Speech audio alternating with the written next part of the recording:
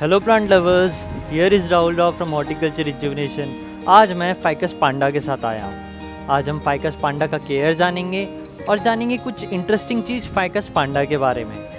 So let's begin. Ficus के काफ़ी सारे स्पीशीज़ हैं, उनमें से एक फाइकस पांडा है।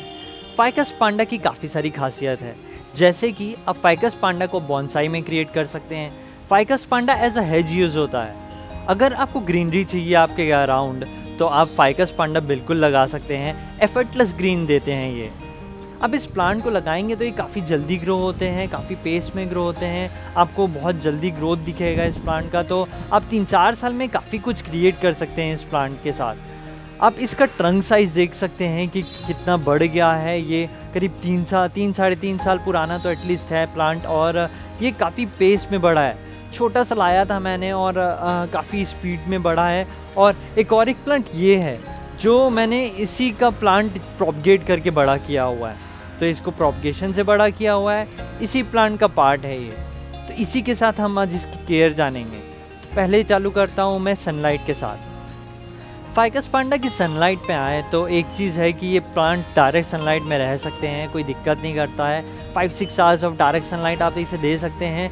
पर एक स्टैंडर्ड सनलाइट कंडीशन बताऊं तो 2 to 4 hours of direct sunlight, and उसके बाद आप इनडायरेक्ट सनलाइट दे सकते हैं रेस्ट ऑफ द डे। ये कंडीशन में प्लांट बहुत हेल्दी रहते हैं। वन ऑफ द रीज़न ये है, प्लांट बड़े हो जाएंगे तो फॉलिएज ज़्यादा रहेगा, फॉलिएज ज़्यादा रहेगा तो वाटर ज़्यादा कंज्यूम करेंगे। तो यहाँ पे आप कुछ घंटे की डायरेक्ट सनलाइट दे के इनडायरेक्ट सनलाइट देंगे तो प्लांट वहाँ ज़्यादा अच्छे रहते हैं। एक और चीज़ ये है कि आपको समर में इस प्लांट को इनडायरेक्ट सनलाइट में रखना है। अगर टेम्परेचर 38 डिग्री सेल्सियस के ऊपर गया तो आप इसे इनडायरेक्ट सनलाइट में रखेंगे तो ये प्लांट हेल्दी रहता है। अब वहाँ पे थोड़ा बहुत डायरेक्ट सनलाइट ले लेते हैं, पर मेरा सजेशन यही है कि आप इसे उस कंडीशन में इनडायरेक्ट सनलाइट में रखिए। जैसे कि सनलाइट की बात कर रहा हूँ, आज जो टेम्परेचर है मैक्स 34 डिग्री सेल्सियस गया। अगस्त का टाइम है, मानसून का टाइम है, और टेम्परेचर जिस तरीके से शूट कर रहे हैं काफ़ी ज़्यादा वाटर कंज्यूम कर लेते हैं। इसीलिए मैं बोल रहा हूँ कि इसे अब 2 घंटा भी डायरेक्ट सनलाइट देते हैं और बाकी दिन इनडायरेक्ट सनलाइट में रखते हैं तो सही है। 2 घंटे नून की भी चल जाएगा, अगर आप मॉर्निंग की दे रहे हैं तो 3 घंटे दे सकते हैं। तो इसीलिए बोल रहा हूँ क्योंकि वाटर भी कंज्यूम हो जाते हैं। काफ़ी सारे प्लांट को मैंने अभी वाटर किया है, क्योंकि कल मैक्स 32 गया था और आज 34 गया है। काफ़ी सारी जगह इंडिया में मैं आज टेम्परेचर देख रहा था तो काफ़ी जगह पानी नहीं गिर रहा है, और अगस्त में one of the minimum rainfall हो सकता है डिकेड में। और अभी तक न्यूज़ तो आया नहीं है, एंडिंग ऑफ अगस्त है और हो सकता है न्यूज़ भी आ जाए।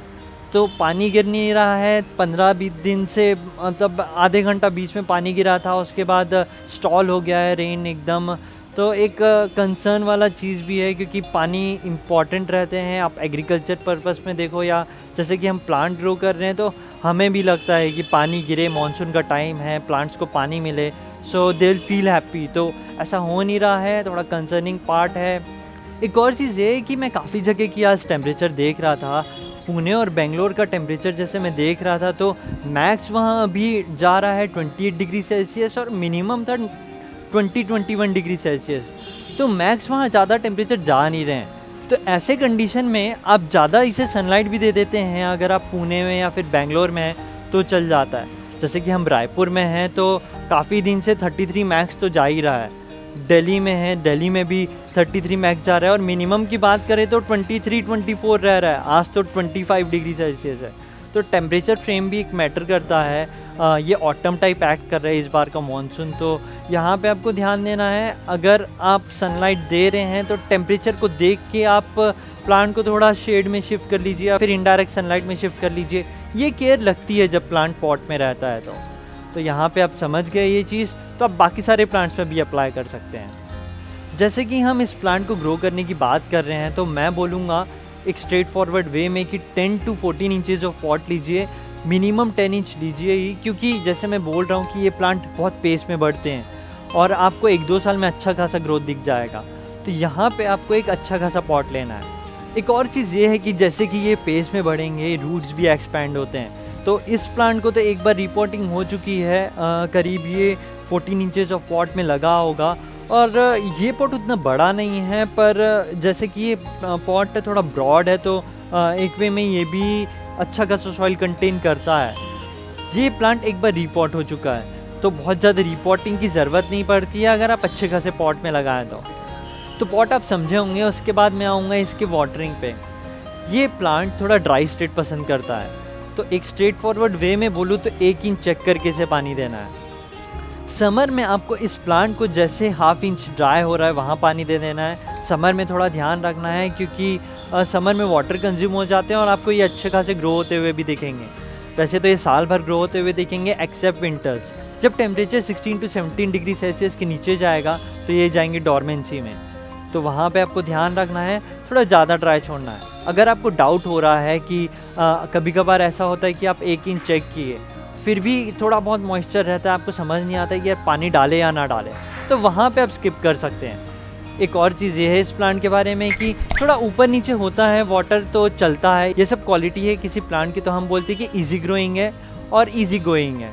तो ये प्लांट थोड़ा ईजी गोइंग है अगर आप कुछ चीज़ें जान लेते हो। अगर इसके फर्टिलाइज़र पे आऊँ तो आप बहुत ज़्यादा डिमांड तो नहीं करते हैं फर्टिलाइज़र, पर आपको डालना है। वर्मी कंपोस्ट से फीड कर सकते हैं या फिर किसी और कंपोस्ट से फीड कर सकते हैं। NPK डाल सकते हैं, ग्रोमोर फर्टिलाइज़र डाल सकते हैं।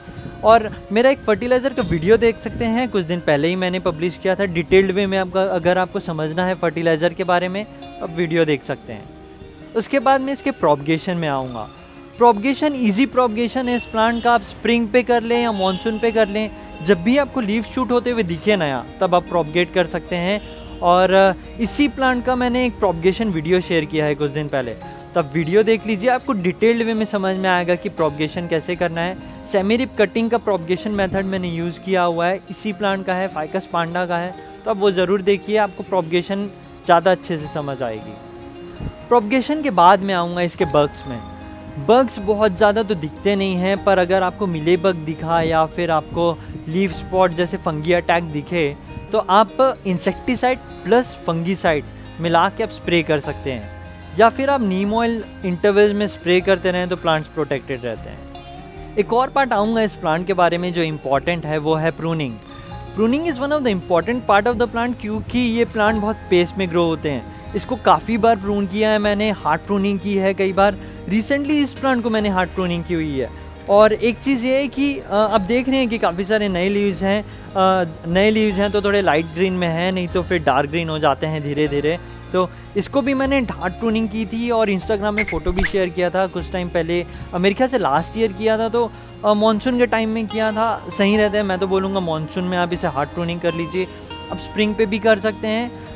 ईजी ग्रोइंग है, आप इसे सही से मेंटेन करेंगे तो बहुत खूबसूरत लगते हैं। एक और कारण ये है प्रूनिंग करने का कि इसका ट्रंक साइज़ बड़ा होता है। अगर आप इसे प्रून करते रहेंगे तो इसके ट्रंक साइज़ में इफेक्ट दिखेगा आपको।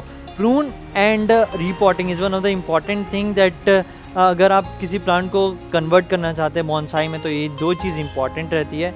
तो अगर आप इसे प्रून करते हैं तो आप इसे बॉन्साई शेप बहुत अच्छे से दे सकते हैं। और आप जैसे देख रहे हैं इसका जो ट्रंक साइज़ है काफ़ी बढ़ गया है और कुछ टाइम में और थिक होने वाले हैं। तो एक बॉन्साई शेप ले रहा है। कुछ टाइम बाद फिर प्रून करूँगा मैं इसे। तो जैसे कि आप देख रहे हैं इसका ग्रोथ और कितने हैप्पीली आपको ग्रीनरी देंगे ये मैं बता नहीं सकता। मेरे लिए one of the favourite plant है।